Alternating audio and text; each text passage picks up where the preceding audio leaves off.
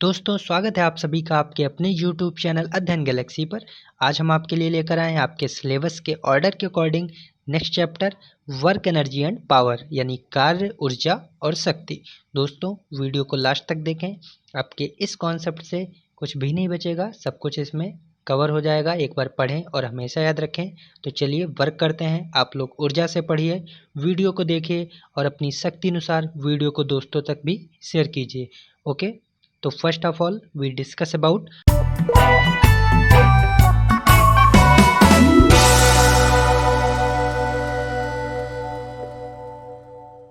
Work. कार्य क्या है, व्हाट इज वर्क। तो हम जानते हैं कि जब भी कभी बल वस्तु को गतिशील बनाता है तब हम कहते हैं कि कार्य पूरा हुआ। लेकिन आप ये भी जानते हैं कि कार्य करने के लिए हमें एनर्जी की नीड होती है और एज अ ह्यूमन या पशुओं को कार्य करने के लिए वो रिक्वायरमेंट एनर्जी की आपूर्ति भोजन के द्वारा होती है। वहीं अगर बात करें हम मशीनों को कार्य करने के लिए आवश्यक ऊर्जा की आपूर्ति ईंधनों द्वारा यानी फ्यूल्स द्वारा या इलेक्ट्रिसिटी या बिजली द्वारा होती है। इसलिए हम कह सकते हैं कि जब कार्य होता है तब समान मात्रा में ऊर्जा का भी उपयोग होता है। वर्क की डेफिनेशन की बात करें तो जब किसी वस्तु पर कोई बल लगाने से उस वस्तु का बल की दिशा में विस्थापन होता है तब मानते हैं हम कि कार्य कंप्लीट हुआ है। ध्यान देंगे, जब भी किसी वस्तु पर कोई बल लगाएंगे और उस वस्तु का बल की दिशा में ही विस्थापन होगा यानी गति उत्पन्न होगा, चेंज होगा, तब कार्य कंप्लीट माना जाएगा, वर्क डन होगा। तो ये हो गई कार्य की डेफिनेशन। और आगे बढ़ते हैं। किसी वस्तु पर जितना अधिक बल लगाया जाता है तथा जितना अधिक वस्तु की स्थिति में विस्थापन होता है कार्य उतना ही अधिक होता है। क्या बताया कि किसी वस्तु पर जितना अधिक बल लगाएंगे, जितना अधिक वस्तु की स्थिति में विस्थापन होगा, कार्य उतना ही अधिक होगा। एज अ फार्मूला अभी आगे समझते हैं ये कॉन्सेप्ट। अतः कार्य की माप क्या हो जाएगा, लगाए गए बल तथा बल की दिशा में वस्तु के गुणनफल के बराबर होती है। तो इसको फॉर्मूले में कन्वर्ट करें तो कार्य इज इक्वल टू कार्य बराबर बल गुणे बल की दिशा में विस्थापन यानी W is equal to F into S. Formula देखते हैं। यदि किसी पिंड पर F बल लगाने से पिंड में बल की दिशा में डेल्टा एस विस्थापन होता है, डिस्प्लेसमेंट होता है, तो बल द्वारा किया गया कार्य क्या हो जाएगा, W is equal to F into delta S. Note भी कर लेंगे, यह फॉर्मूला हो गया कार्य का। आगे बढ़ते हैं। यदि बल F पिंड के विस्थापन की दिशा में होकर थीटा एंगल बना रहा हो, थीटा कोण बना रहा हो, तब जो कार्य होगा वो क्या होगा, तब ये फॉर्मूला कन्वर्ट हो जाएगा, एंगल इसमें ऐड हो जाएगा। तो W is equal to F into cos theta into delta S. तो ये फॉर्मूला हो गया। आगे बढ़ते हैं। और यहाँ पे F कॉस थीटा क्या है, ये विस्थापन की दिशा में बल का एक घटक है, विस्थापन की दिशा में बल का एक फैक्टर है।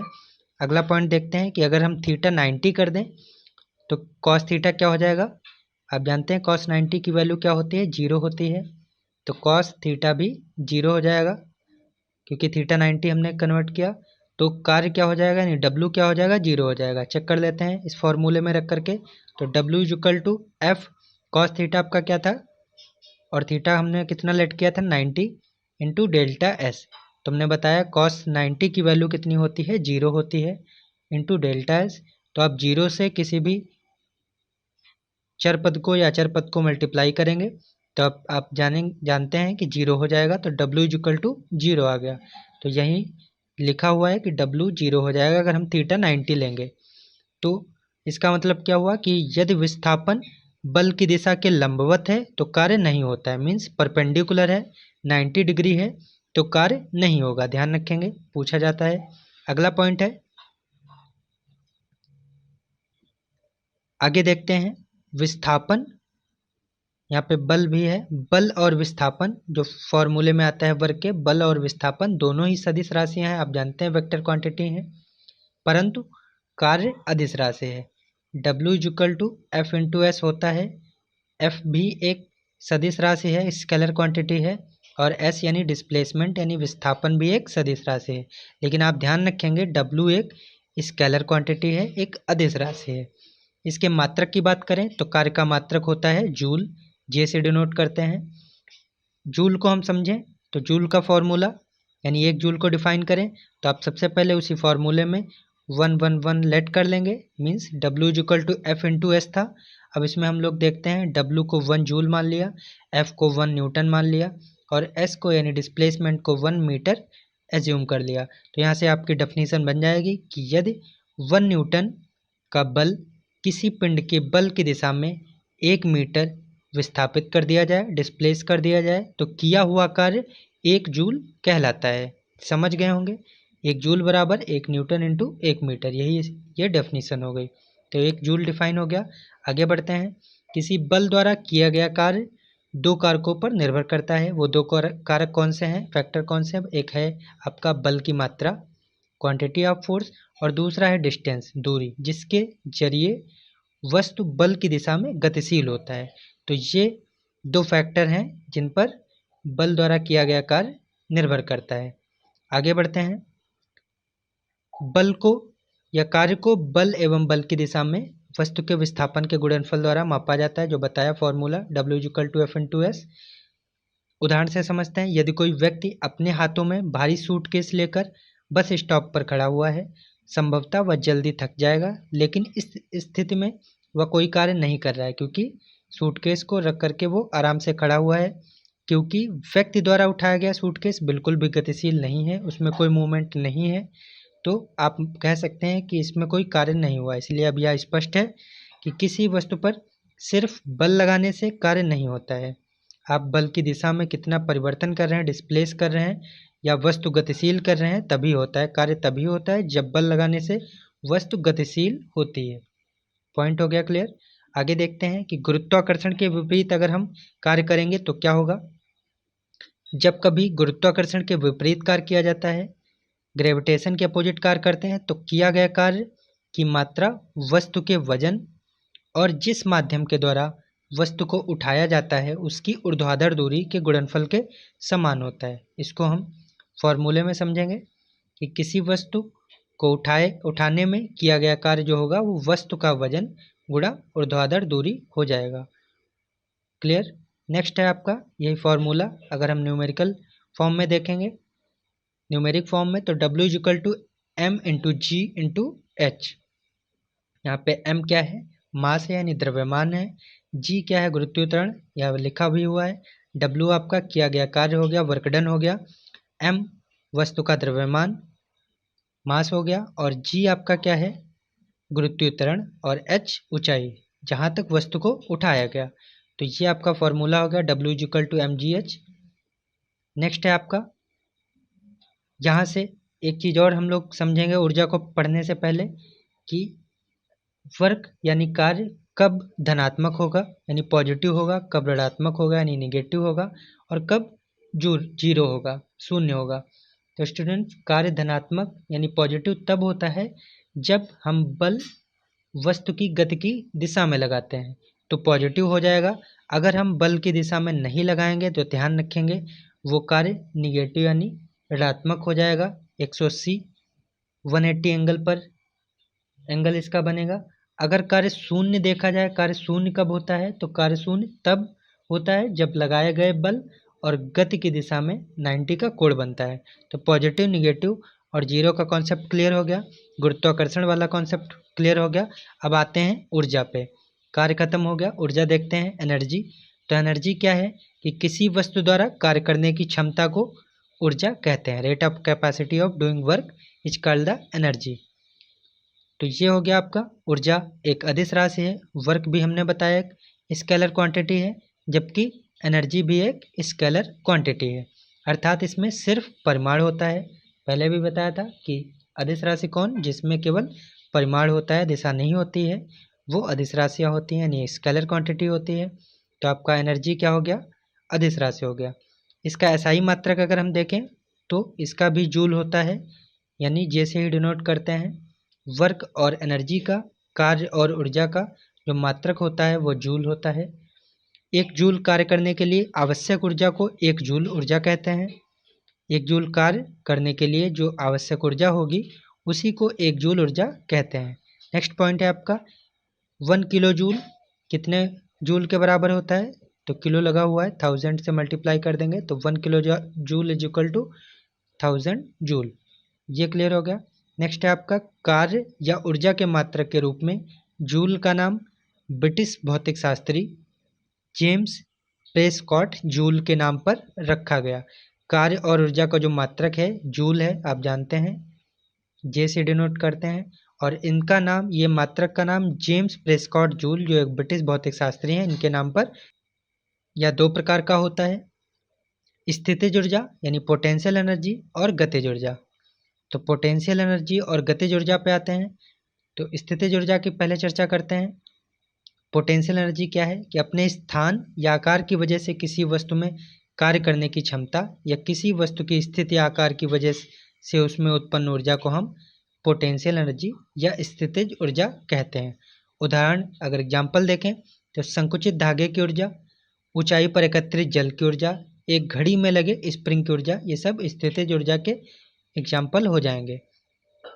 गुरुत्वीय स्थितिज ऊर्जा की बात करें तो ये क्या होता है कि जमीन से ऊपर अपनी स्थिति की वजह से किसी वस्तु में उत्पन्न ऊर्जा गुरुत्वीय स्थितिज ऊर्जा कहलाती है। नेक्स्ट है आपका वस्तु के आकार और आकृति में बदलाव की वजह से उत्पन्न ऊर्जा को प्रत्यास्थ या इलास्टिक स्थितिज ऊर्जा कहते हैं। आकार और आकृति में अगर चेंज होगा तो वह क्या हो जाएगा, प्रत्यास्थ स्थितिज ऊर्जा। नेक्स्ट पॉइंट है आपका पृथ्वी के गुरुत्वाकर्षण क्षेत्र में किसी वस्तु की स्थितिज ऊर्जा mgh होती है। वही जो फॉर्मूला था आपका W=mgh, ये गुरुत्वाकर्षण क्षेत्र में वस्तु की स्थितिज ऊर्जा हो जाएगी mgh। m for mass, g for गुरुत्वीय त्वरण और h फॉर हाइट या ऊंचाई। नेक्स्ट है आपका गतिज ऊर्जा यानी काइनेटिक एनर्जी। तो ये हम समझेंगे कि किसी वस्तु में उसकी गति के कारण उत्पन्न ऊर्जा को गतिज ऊर्जा कहते हैं। टर्म से ही डिफाइन कर लेंगे, किसी वस्तु में गति के कारण उत्पन्न ऊर्जा को गतिज ऊर्जा कहते हैं। अगर किसी वस्तु का द्रव्यमान m हो, v गति से गतिशील हो यानी वेलोसिटी v हो, तो जो वस्तु का गतिज ऊर्जा होगा वो क्या होगा, काइनेटिक एनर्जी जो होगी वो क्या होगी, हाफ mv², 1/2 mv²।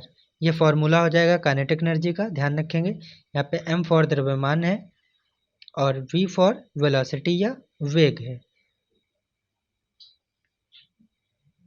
अगला है आपका ये जो फॉर्मूला हमने लिखा है यानी kinetic energy is equal to half mv²। इस फॉर्मूले से 3-4 टर्म और क्लियर होते हैं जो आपके एग्जाम में भी पूछे जाते हैं। इससे क्या हो जाएगा कि यदि वस्तु का द्रव्यमान दोगुना हो जाए यानी m को हम उसमें अगर 2m कर दें तो उसकी गतिज ऊर्जा भी दोगुनी हो जाएगी। फॉर्मूले में पुट करके देख लेंगे, अगर द्रव्यमान दोगुना है तो गतिज ऊर्जा भी दोगुनी हो जाएगी। सेकंड पॉइंट है आपका अगर द्रव्यमान आधा है तो गतिज ऊर्जा भी आधी रह जाएगी। नेक्स्ट है आपका अगर वस्तु का वेग दोगुना कर दिया जाए तो उसकी गतिज ऊर्जा 4 गुनी हो जाएगी। सॉल्व करके देखेंगे तो पता चल जाएगा, बाकी आप ये पॉइंट याद कर लें। अगर वस्तु का वेग दोगुना कर दें तो उसकी गतिज ऊर्जा भी 4 गुनी हो जाएगी। यदि वस्तु का वेग आधा कर दिया जाए तो गतिज ऊर्जा 1/4 रह जाएगी। इसका इस पॉइंट का जस्ट अपोजिट है, तो 1/4 रह जाएगी। नेक्स्ट है पॉइंट है आपका गतिज ऊर्जा और संवेग के बीच संबंध, रिलेशन क्या है, what is the relation between kinetic energy and momentum. तो आपका ये फॉर्मूला यहाँ से एक और बन जाएगा, kinetic energy is equal to p²/2m। p आपका क्या है, संवेग है, मोमेंटम है, और मोमेंटम का फॉर्मूला क्या बताया था, mv। तो उसी फॉर्मूले में रख करके ये वैल्यू आई है, हाफ mv² में अगर इसको पुट करेंगे तो ये फॉर्मूला आ जाएगा। तो नेक्स्ट है आपका उपरोक्त समीकरण से स्पष्ट है कि संवेग को अगर हम दोगुना कर देंगे तो गतिज ऊर्जा 4 गुनी हो जाएगी। ये भी पॉइंट ध्यान रखना है।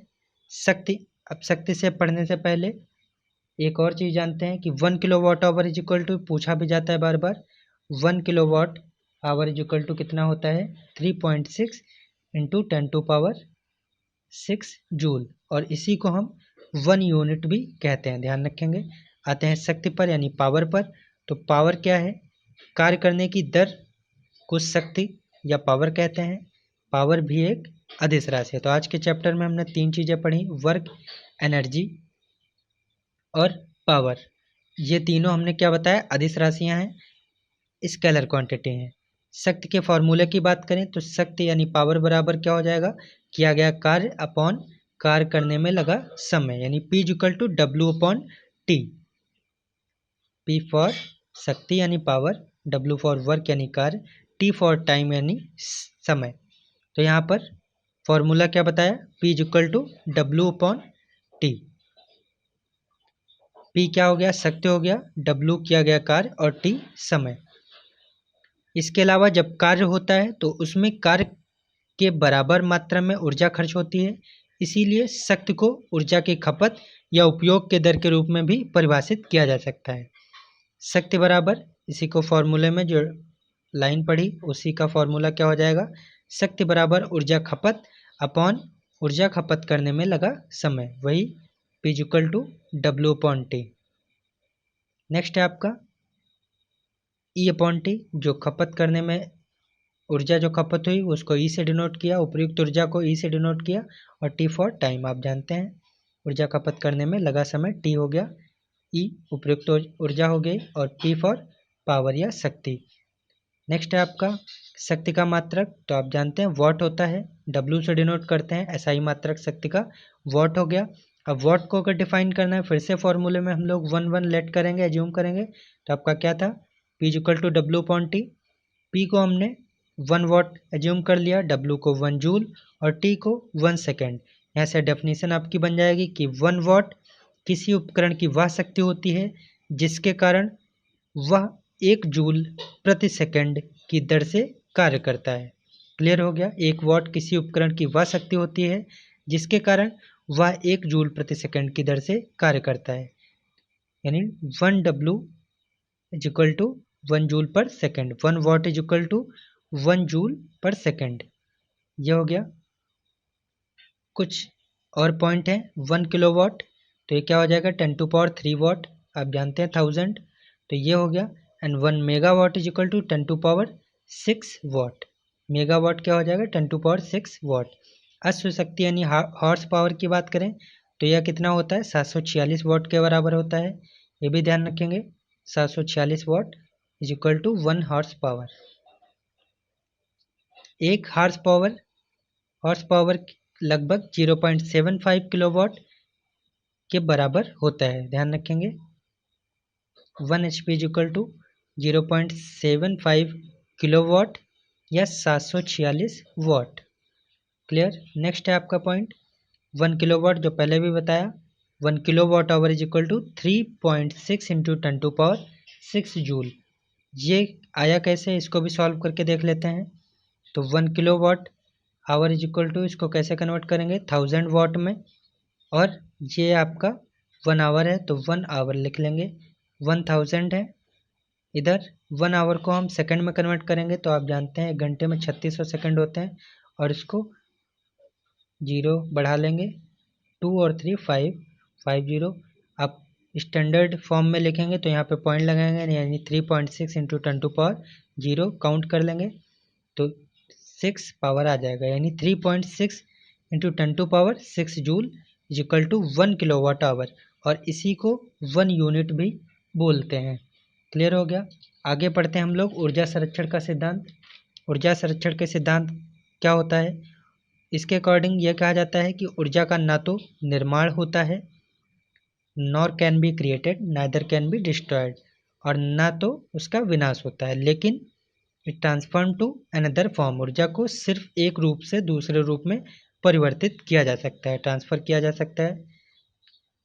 ऊर्जा का ना तो निर्माण कर सकते हैं ना ही विनाश कर सकते हैं, लेकिन एक फॉर्म से दूसरे फॉर्म में हम कन्वर्ट कर सकते हैं। ये हो गया आपका ऊर्जा संरक्षण का सिद्धांत। जब कभी एक रूप में ऊर्जा का उपयोग होता है तो दूसरे रूप में समान मात्रा में ऊर्जा उत्पादित होती है, इसीलिए ब्रह्मांड की कुल ऊर्जा नियत बनी रहती है। इसी कॉन्सेप्ट पे आधारित है ये। ऊर्जा और शक्ति में अगर अंतर देखें तो क्या है, एनर्जी और पावर में डिफरेंस। तो ऊर्जा कार्य संपन्न होने में लगे समय पर निर्भर करती है, जबकि शक्ति समय पर निर्भर करती है। ये कार्य संपन्न होने में, जबकि किसी कार्य को संपन्न होने में जितना समय कम लगता है शक्ति उतनी ही अधिक होती है, पावर उतना ही अधिक होता है। ऊर्जा का SI मात्रक जूल है, और जबकि हमने शक्ति का SI मात्रक क्या बताया, वॉट बताया। ऊर्जा कार्य करने की क्षमता है, जबकि शक्ति कार्य करने की समय दर है। कार्य करने की क्षमता कौन है, ऊर्जा है, और कार्य करने की समय दर कौन है, शक्ति है। नेक्स्ट पॉइंट है आपका ऊर्जा के आंतरिक रूपांतरण के उदाहरण सबसे इम्पोर्टेंट है, क्वेश्चन यहीं से बनते हैं, तो आप इसको ध्यान देंगे। जब हाथों को रगड़ा जाता है तब यांत्रिक ऊर्जा घर्षण के द्वारा ऊष्मीय ऊर्जा में कन्वर्ट हो जाती है। नेक्स्ट पॉइंट है आपका, जब पत्थरों को काटने या पीसने के लिए आरी का प्रयोग करने पर यांत्रिक ऊर्जा ऊष्मा, प्रकाश और ध्वनि ऊर्जा में परिवर्तित होता है। नेक्स्ट पॉइंट है आपका, बांधों में यानी डैम्स में स्थितिज ऊर्जा होती है। उसके पानी में जब जल को मुक्त किया जाता है तब बहते या मुक्त जल में गतिज ऊर्जा उत्पन्न हो जाती है। बहते हुए पानी की गतिज ऊर्जा टरबाइन की पत्तियों को घुमाने से यांत्रिक ऊर्जा यानी मैकेनिकल एनर्जी में कन्वर्ट कर देता है।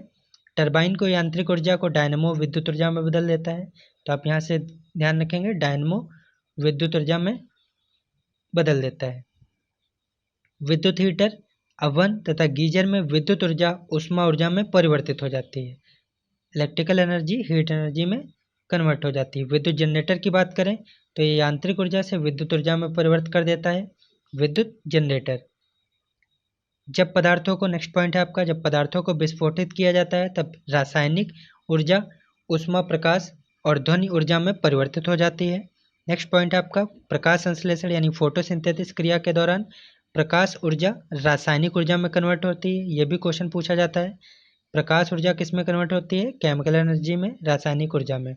अगला पॉइंट है आपका, सूर्य हाइड्रोजन परमाणुओं के संलयन से अत्यधिक विशाल मात्रा में ऊष्मा और प्रकाश ऊर्जा का उत्पादन करता है। तो ये हो गए। कुछ और हम लोग जानेंगे कि ऊर्जा रूपांतरण के उपकरण कौन कौन से बताए हमने। एक बार फिर से देखते हैं। डायनेमो का क्या बताया? डायनेमो आपका यांत्रिक ऊर्जा को विद्युत ऊर्जा में कन्वर्ट करता है, नोट करते रहेंगे। मोमबत्ती का अगर ध्यान दें तो मोमबत्ती क्या करती है? रासायनिक ऊर्जा को प्रकाश एवं ऊष्मीय ऊर्जा में कन्वर्ट करती है। जबकि माइक्रोफोन ध्वनि ऊर्जा को, साउंड एनर्जी को विद्युत ऊर्जा में कन्वर्ट करता है।